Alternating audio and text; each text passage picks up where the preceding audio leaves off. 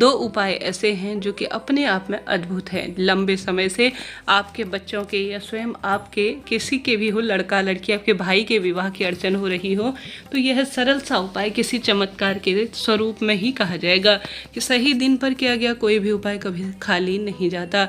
तो प्रथम उपाय ध्यान से सुनिएगा। दूसरा उपाय तो सब मनोरथ सिद्ध करने के लिए है, जैसे रोग, कर्ज इत्यादि के लिए भी है। तो अंत तक वीडियो के बने रहिए, ध्यान से सुनिए। प्रथम उपाय सौभाग्य देता है, पति की लंबी आयु देता है, मनचाहा प्रेम दिलाता है, मांगलिक दोष दूर करता है और जीवन में विवाह की बाधा को तुरंत दूर कर देता है। तो आप सभी को गुरुजी कहते हैं इस उपाय को करने के लिए एक फूल की आवश्यकता होगी। लाल गुलाब का फूल, गुड़हल का फूल, जैसा भी है ले लीजिए। पूरा फूल नहीं मिलता तो आप सभी जो है एक फूल की पंखुड़ी भी ले लेते हैं ना, तो पूर्ण रूप से अद्भुत होगी। तो आप सभी को यह ले लेनी है और आपको लेनी है 5 हल्दी की गांठ। कितनी गांठ लेनी है? 5 हल्दी की गांठ। और साथ के साथ आपको लेना है कलावा, अर्थात एक जो लाल रंग की मौली होती है ना, ओम वस्त्रम समर्पयामि करते हुए हम भगवान जी को जिसे समर्पित करते हैं, वही आपको लेनी है। मात्र इन 3 चीज़ों की आवश्यकता है। कलावा चाहिए जो हाथ में बांधते हैं, गुरुजी लच्छा नाड़ा कहते हैं, वह आपको लेना है। 5 हल्दी की गांठ लेनी है और एक लाल फूल आपको लेना है। आप सभी को इस उपाय को करते हुए माता गौरी का स्मरण करना है, महादेव का स्मरण करना है। माता सीता ने भी श्री रामचंद्र जी को अपने विवाह के लिए प्राप्त करने के लिए, स्वयं के लिए प्राप्त करने के लिए माता गौरी का ही पूजन किया था, महादेव का ही पूजन किया था। ऐसे में आप सभी को इस उपाय को करते हुए विशेष तौर पर माँ गौरी के किसी भी सरल से मंत्र का आप जाप कर सकते हैं। नहीं तो साधारण सरल तरीके से ओम उमा महेश्वराय नमः कह सकते हैं। इच्छा आपकी है। कहने का अर्थ है गुरुजी ने कोई विशेष नाम मंत्र नहीं बता रखा है, बस गुरुजी ने कहा है कि आपको महादेव का स्मरण करना है और माता गौरी का स्मरण इस उपाय को करने के लिए करना है। यह एक उपाय के स्वरूप में चमत्कार ही कहा जाएगा। तो आप सभी को इस उपाय को करते करते अपने मनोकामना बोलनी है। जैसे आपके बच्चे लंबे समय से विवाह की अड़चन से जूझ रहे हैं, उनको जो है कहीं ना कहीं कोई ऐसी दिक्कत है कि कोई ना कोई बात जो है बनते बनते अटकती है, या आपको लगता है कि मेरे बच्चे का विवाह इस घर में हो जाए तो उसका भाग्य सुधर जाए, तो भी उपाय आपको करना चाहिए। उसके बाद आप सभी को विशेष तौर पर सुबह या रात्रि तक कभी भी इस उपाय को कर लीजिएगा। प्रणाम करना है और अपनी मनोकामना बोलते बोलते आपको जो हल्दी की गांठ ली है ना, आपने 5 अपनी मनोकामना बोले, महादेव माँ गौरी का स्मरण करते करते कलावा आपको उस जो है 5 हल्दी की गांठ में बांध देना है। अलग अलग हल्दी ने जो है गांठ के स्वरूप में लेंगे ना, तो एक दूसरे में आप सभी बांधेंगे अर्थात इकट्ठा कर लेंगे, तो 5 जो हल्दी की गांठ है तो वह पूरी अच्छे तरह से हल्दी की गांठ हो जाएगी, बंध जाएगी। अब आपको कलावे से इन्हें बांध लेना है पूर्ण रूप से सुंदर स्वरूप में। अब यह आवश्यक नहीं है कि कलावे को आपको जो मौली है वह इतनी बार घुमाए, इस स्वरूप में घुमाए, ऐसा नहीं है। गुरुजी ने कहा है जितना ऐसा गुरुजी ने नहीं बताया कि 21 बार जो है धागे को घुमाए, 20 बार घुमाए। गुरुजी ने सिर्फ इतना ही कहा कि आपको कलावे को जो है पूर्ण रूप से मौली से उस हल्दी की गांठ को बांध लेनी है। तो 5 हल्दी की गांठ को आपको कलावे की मदद से पूर्ण रूप से बांध लेना है और एक लाल फूल लेना है। छोटा सा आप सभी को पीला रुमाल ले लेना है, ठीक है। पीला रुमाल विशेष तौर पर सुख प्रदान करता है। पीला रुमाल लड़का या लड़की सभी के लिए काम करता है, यह गुरु ग्रह से भी संबंध रखता है। तो आपको एक लाल फूल रखना है, जो आपने पीला रुमाल लिया है एक लाल फूल रखना है। 5 हल्दी की गांठ जिसमें आपने कलावा बांध रखा है पूर्ण रूप से अपनी मनोकामना कहते हुए, साथ ही माता गौरी और महादेव का स्मरण करते हुए वह लाल फूल आपको लेकर ऊपर से कोई गांठ इत्यादि लगा दीजिए ताकि वह कहीं बिखरे ना।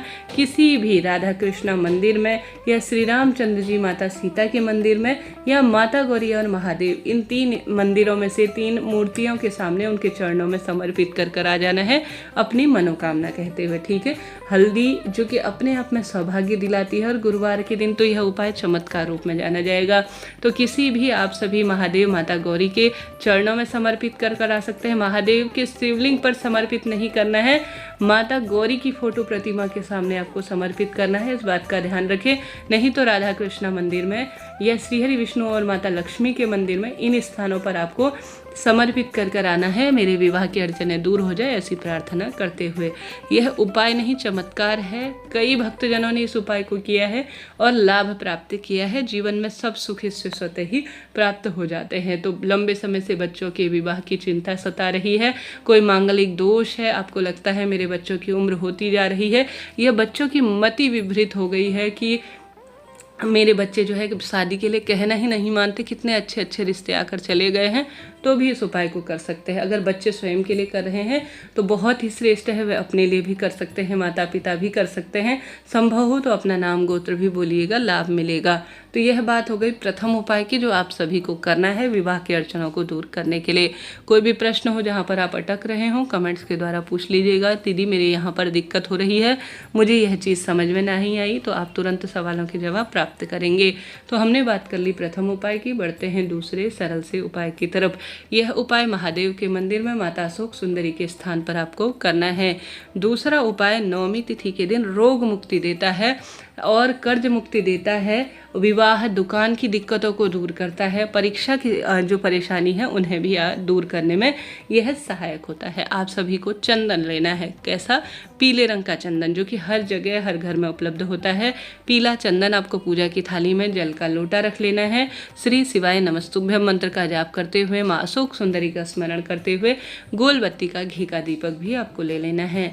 आपको चले जाना है महादेव के मंदिर में पूर्वाभिमुख होकर, अर्थात पूर्व की ओर अपना मुख करते हुए। गुरुजी कहते हैं शिवलिंग पर आपको सुंदर भाव से जल समर्पित करना है। जल समर्पित करने के बाद आपको एक गोल बत्ती का घी का दीपक लगाना है। दीपक लगाने के बाद आप सभी को जो माता अशोक सुंदरी का स्थान है ना, नीचे से ऊपर की ओर आपको 7 बिंदी चंदन की लगा देनी है। कितनी बिंदी? 7 बिंदी आपको चंदन की माता अशोक सुंदरी से जो है महादेव के शिवलिंग की तरफ, स्क्रीन पर आप देख पा रहे हैं मैंने निशान लगाया हुआ है, ठीक इसी तरह से ऊपर से नीचे को नहीं करनी है, इस बात का ध्यान रखें। नीचे से ऊपर की ओर बढ़ते हुए क्रम की तरफ आपको जो है 7 चंदन की बिंदी लगा देनी है, अपनी मनोकामना कहते हुए। गुरुजी कहते हैं जब भी यह अष्टमी माफ़ कीजिए नवमी आए ना किसी भी महीने की, तब जो है प्रत्येक माता बहन या कोई भी व्यक्ति घर का इस उपाय को कर लेता है तो वह परिवार में उन्नति होती है, उस परिवार की कभी दुख दरिद्रता नहीं आती। जो भी चंदन की 7 बिंदी शिवलिंग पर माता अशोक सुंदरी से शुरू करते हुए लगा देता है, अपने जीवन की परेशानियों को कहते हुए महादेव उसके जीवन की सब परेशानी दुख दरिद्रता तुरंत हर लेते हैं। करके देखिएगा, लाभ होगा, हर परेशानी आपकी दूर होगी, इस बात की गारंटी है। तो इस दिन को छोड़िएगा नहीं, चाहे तो प्रथम उपाय करें चाहे दूसरा उपाय करें, इच्छा आपकी है, चाहे तो दोनों उपायों को कर लीजिएगा तो भी पूरा परिवार आपका सुख पाएगा। दूसरा उपाय तो ऐसा है जो हर एक कार्य की सिद्धि के लिए है, किसी भी संकट को दूर कर मनोकामना पूर्ण के लिए जाना जाता है। तो करके देखिएगा, लाभ आपको मिलेगा। वीडियो उचित रहा हो, उपयोगी रहा हो, मेरी बातों से आप सभी पूर्ण रूप से सहमत हो या आप इन उपायों को करना चाहते हैं तो अपनी राय लिख दीजिएगा। हर हर महादेव।